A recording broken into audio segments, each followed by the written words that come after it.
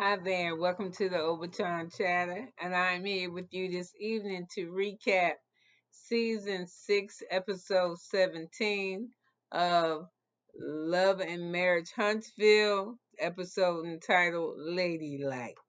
Mm.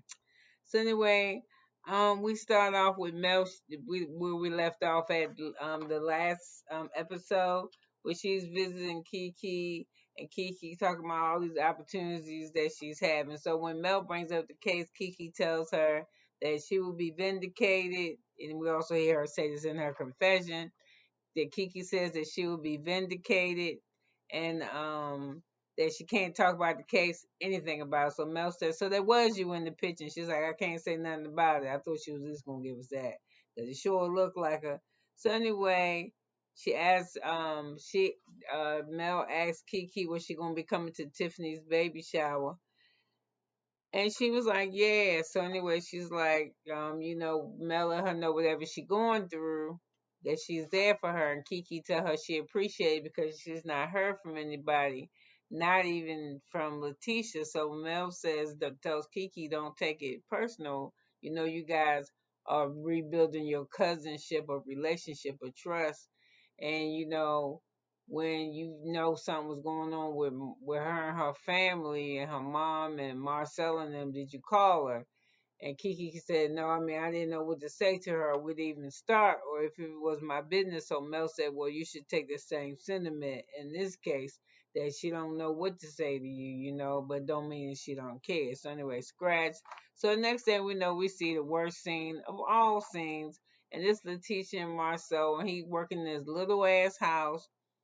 I guess they look like they went and did more renovations than what they had expected, which means usually mean you go over budget. So Letitia, when she walked in there, she said they started talking about stuff, and they basically talking about money. You can tell it's money issues because in her view, Marcel is spending money. Marcel's spending money, and he's spending more money than her, and she got a problem with that. So she was like, I need furniture. And he was like, furniture? Why can't we rent our own furniture? She was like, ew. And then he was like, well, we getting furniture. We got to get it from China. And she was like, no. And he was like, listen, where you think the money come from? She was like, don't be budgeting. Why the fuck you trying to budget? Ooh, 2 minutes and 42 seconds. Why the fuck you trying to budget my money and you don't budget yourself? She said, you spend all the money on a car. What happened to my wife? You spend all the money on a car. That was scary. You spend all the money on a car, on your car. And he was like, what are you talking about? He said, when I wrapped it cost $3,500. And $3,500 is mine. She said, well, that's your allowance every month. So how you spending on the house and the office and your car and other shit if you spend it only your allowance, and your allowance is $3,500 to wrap your car. She said, I don't understand it. So he said, I give up sacrifices you don't understand. She was like, yeah, I understand that if your allowance is $3,500 a month, and you telling me out of your allowance you do all this other shit, how do you do that? So he said, I don't ask you how you spend your money, and I have heard him talk to her about how she spent her money before in previous episodes, so that's not true. I don't ask you how you spend your money. You get $5,000 allowance, and I get $3,500 allowance, and you don't put no money back in the house. And she said, well, my money got to go toward the kids. And he was like, you make me feel bad. All the sacrifices I give ain't enough for you. You make me feel, even if you say you please. I was just joking. So anyway, what he started doing is gaslighting her to, her face just started crumbling. She get ready to cry. What? So he wants her to say, I'm sorry. So of course she says it. And then out of all this shit, she's like, I want an SUV. So I'm like, hey, bitch, if it worked out, when you was asking for furniture and he acting like this, you gonna ask for a car?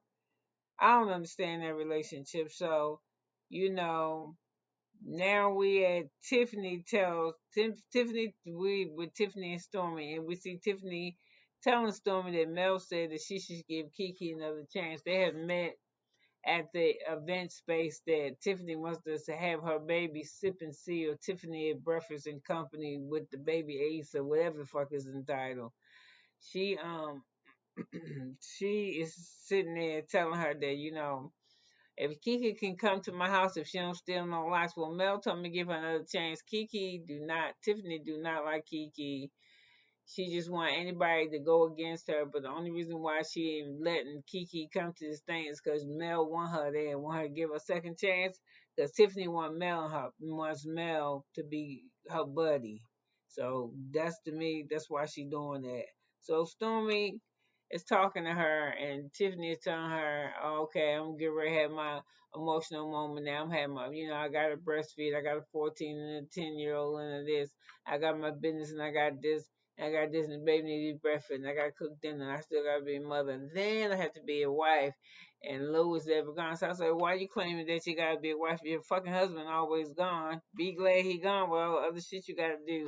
Because you can't be a wife to him if he ain't there. And then when he come home, you can be a wife. So anyway, I don't even want to hear this shit of her storyline because whatever your husband's name is, Louis or Lou, he told your ass don't want no baby. But you had to have a baby because you thought you could do it all. Now you scream about, I have everything I want. Then how come you not happy? Why the fuck is you depressed? Why you feel like you about to drop the ball? And then Stormy sitting here trying to be like, what's that lady? Vonnie Zant, that council black lady with the red hair. You know what I'm talking about. It's moments like this that make you want to cry. And if you want to cry, and you want to let go, are you depressed? What do you need? Do you need to cry ocean? Or do you need to rely on your friends? What do you need? Is you holding it in? Is it too much? Is the burden heavy? I mean, you're planning this. Your husband's gone. Shut the fuck up. So anyway, move on. So we back at Marcel and Letitia. They going on a double date. It's their date night, and they decided to go ahead and do their date night with the Nelsons, Miss Nell, and the Fletchers. So anyway, the Fletchers, when they come out, they don't hold no bar. They sit at the table already before they even get there. Marcel and Letitia giving shade about something about they being late or how you gonna be late, and you the one that wanted to be on the date or I don't know, some smart shit. So when Miss Nell get to the table before they can even on the food, she said, "Why y'all ain't have us in the expo?" And he was like, "Huh? I ain't really know what y'all did." And he was like, "Bullshit. We according to the Fletchers, they the first proud black couple in Huntsville. They've been in business for 29 years. She's running a daycare for 25 years, 29 years, and he's been a real estate slash broker for just a amount of time. And so when they was all sitting at the table together, they tried to play them, and Letitia too, like, "What do you do now? Oh my God!" And so the Fletchers are saying, "You said we're gonna make us a part of it," and they said, "Oh, it's an oversight." And then Miss Nell say, "I don't know why the hell it's like he going on. It's scaring me. Hold on a minute. Maybe I got it on the wrong. I might not have it in a big thing. Hold on, y'all." So anyway, when Miss Nell like, you know what? Don't even play with me. Y'all ain't have us in there because of Martell and Mel, and they was like, "What?" And they was like, "What?" And then Witchcon really told the truth. Marcel was like, "Boy, they ain't actually been in business long enough to be in my expo. I mean, just selling T-shirts. I ain't think they had been in the profession long enough. And I frankly wasn't gonna pay somebody who I thought, AKA he meaning Mel, who I thought who was just like the other people that's on the floor. This isn't the business part. I wasn't gonna pay her." And then he said, "Well, Hope had been around for an hour." And Hope, then Mr. Fletcher said, Hope had been around for a while. And he was like, "Well, we're Hope now." So they was talking shit.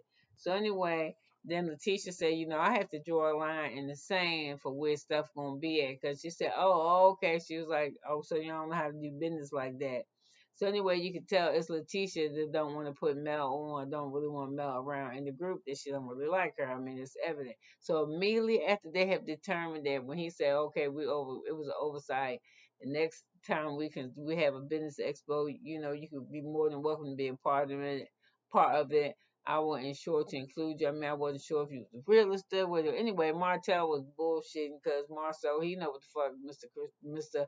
Fletcher do, because he know what Mr. Fletcher do, because he know that damn Martell done told him 1,000 times. It was just fake. But this is what got me. As soon as that went on, when Letitia said, "Oh, so you guys have been married for a long time. So have your marriage ever had to deal with infidelity?" And Marcel was about to shit himself. And Chris Fletcher almost choked too. And he was like, I mean, of course. So they both of the Fletchers confirmed that yes, this have. But Marcel was like, let's rewind this 10 seconds. Just don't ask people that. It's embarrassing. It's embarrassing. And how could you do that? I mean, it's almost insulting, blah, blah, blah, trying to make Tisha feel bad. She was like, I wasn't trying to make you feel bad. I was just that they had been married for a long time to make interesting conversation. No, you wasn't making interesting conversation. You was picking because you got problems and you got issues. And you know, some of that shit, how he blame Mr. Chris for he told Mr. Chris that he was in a hotel in Atlanta or some shit with him or the time was spent with him. So and then also Miss Nell she peeped that yeah it's more than what is going on, which is going on. So anyway, both of the Fletchers have determined that they know Letitia need to talk. So this day at Tiffany's shower, and she walk in because she's so excited she can't wait. She act like she walking in the breakfast at Tiffany's. And she opened up that damn door and her balloons are sitting in black trash bags and shit down. So she started panicking. She was like, "Is there something I can do?" And they was like, "No, it's nothing you can do." So she said, "At least the food is ready." She another one, little smart ass shit. At least the food is ready, but the food ain't set up yet. So anyway, she nervous.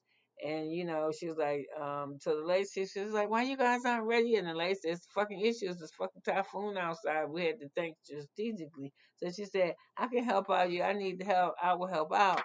So anyway, in walks smart ass Kimmy right to that. And then she asked him the same dumbass question.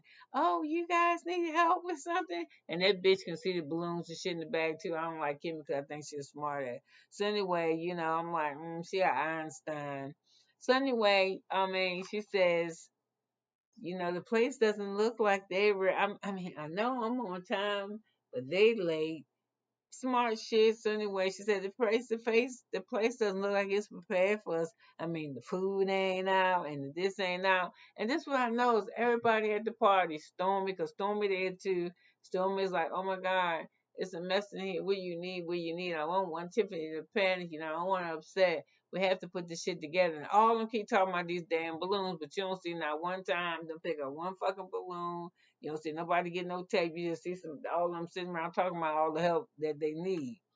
So anyway, when I've noticed when the ladies are standing in the in the gathering, what's up with Mel? Every time you see Mel, I guess she's like fuck that. When she home taping, she gonna wear sweats because she don't put no clothes on now. I mean, she wears sweat leisure, whatever, but she look weird. She really stands out against everybody else being dressed up, and she wearing sweatpants look. So anyway, Mel speaks to Stormy, and Stormy, you know, and then Mel said in her confession, you know what, fuck Stormy. She's like, you know what, I ain't playing with her. You know what, I spoke to her and I spoke to her loud so she could hear me. But the bitch wanted to stroke through her purse like she was looking for something. So whatever. So anyway, you see Tiffany and she says okay with Letitia to let's you know, she says okay with her and Letitia. And you know, they start talking about I said that wrong. They started talking about the comeback group in the group, and they was like, and Tiffany was like, "Yeah, I was invited to speak, but then I got put on the first row when it became six plus Stormy." So again, it's like she hating a little bit, and I'm not gonna turn this. I'm not gonna fuck with this light again. I think y'all can see me. Y'all can see me just fine. I think. Um, and then they started talking about Kimmy said she didn't know that anybody got paid anything until after she came back from lunch and talked to Maurice. And you know how Kimmy felt about it. Why was we paying? We ain't getting no food. It really wasn't decoration, you know. So if people gave the money, where the fuck the money go? If they say they pay for everything. So anyway, Kimmy and Stormy talk about was Keisha, and Miss Nell tells Mel, "Hey, when I see you, 'cause she there too, I want you to come see me at work tomorrow." She was like, "Sure, I'll come see you." And she said, "Oh, I want to tell you that we ate with the Scott the other night." She was like, "Really? How that go?" She was like, "Well, I really tried to clear the air about us being why they didn't invite us to the expo. And she said when it came down to it, they pretended like they didn't know what to do, but they really didn't invite us because of the relationship that we have with y'all. Not so much y'all because they fuck with Martell, they don't mess with you.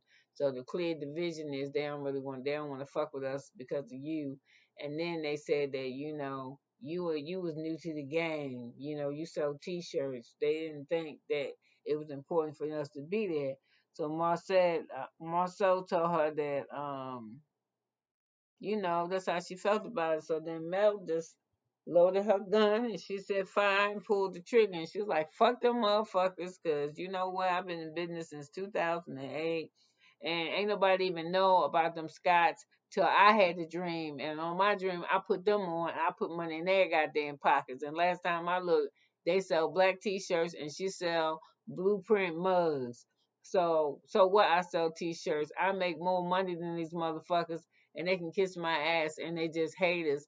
And anytime a woman doing better, you gotta find a way to cut them down. Marcel, like they said, that motherfucker think he the smartest one in the room, and he ain't. He think he's the smartest one in the room. Nobody else think that shit but him, which makes it odd. So anyway, I'm looking real. This I can tell already that this shit with the Scots and the Fletchers is going to tear well, do something between Nell and Miss Nell and Mel. Oh, I couldn't get this shit together. And the main reason why is that Miss Nell one of them friends when she hears shit. Sometimes telling your friends shit that you know gonna hurt them or ain't gonna matter. You just need not to tell it. But Miss Nell, it's like a part of her that part of her I don't dig. But I'm glad to see Melanie was taking up for herself. I can't wait to see to these coming episodes what's gonna go on because apparently it looked like Kiki didn't go to the party or something because she was sick. Damn, it quick. I forgot what's gonna happen next episode. Well, anyway, this episode I thought was good. So with that, I'm gonna get off this thing till I see y'all the next time. You could have been anywhere in the world, but you was here with me, and I like that. You can leave a comment, not like, do whatever you want to do. So hang out in the bushes. I don't care. I'm just glad you was here with me. So with that, have a nice evening. Bye now.